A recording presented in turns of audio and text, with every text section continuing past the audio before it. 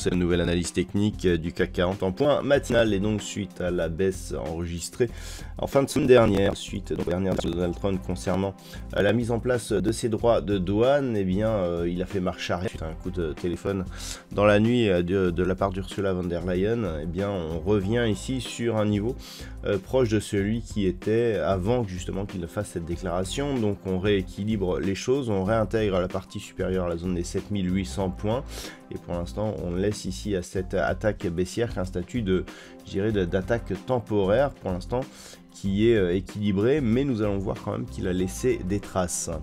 Au niveau des indicateurs techniques, nous sommes dans une configuration donc de rebond technique, très peu d'amplitude ici au niveau des histogrammes du MACD.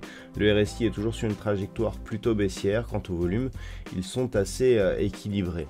Donc au niveau, je dirais, du palmarès des valeurs, le CAC 40 gagne 1,15% au moment de cette analyse. C'est ArcelorMittal qui est la plus forte hausse de l'indice actuellement, avec un gain de 3,5%, suivi par Airbus et ST Micro, plus 2,5%, Safran et Stellantis sont juste derrière, Saint-Gobain gagne aussi un peu plus de 2%.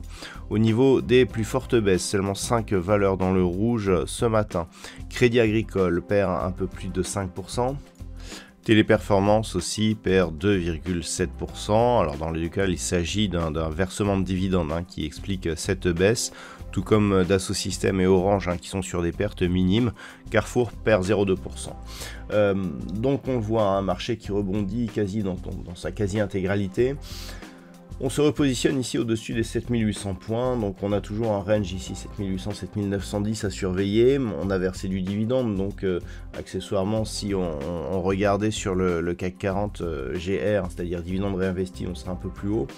Donc grossièrement, on reprend ici une place telle qu'elle l'était avant justement les dernières annonces de Donald Trump. D'un point de vue technique, on est donc sur une neutralisation de la dynamique suite à une dynamique fortement haussière. Si on regarde ici sur l'unité de temps 4 heures, on a tout de même une attaque boîte inférieure ici relativement forte, avec un retour sur la moyenne mobile 20 exponentielle qui agit toujours comme résistance. Donc on reste sur un setup baissier. Maintenant, si on se replace dans une vue CAC 40 global dividende réinvesti, cette moyenne mobile 20 exponentielle ici elle est cassée. On est un peu plus haut.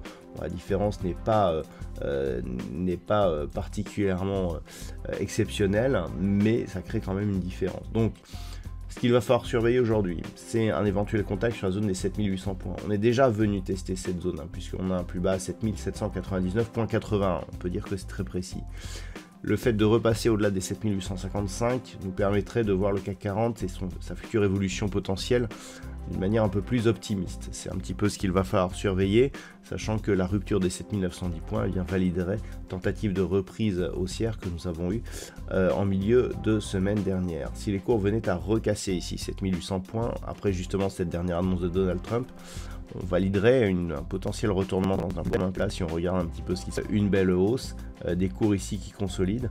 Donc si on rebondit sous la moyenne mobile 20 exponentielle, même si on est légèrement au-dessus à cause des dividendes et que l'on repart ici à la baisse, et bien clairement ça sera potentiellement le début d'une dynamique baissière.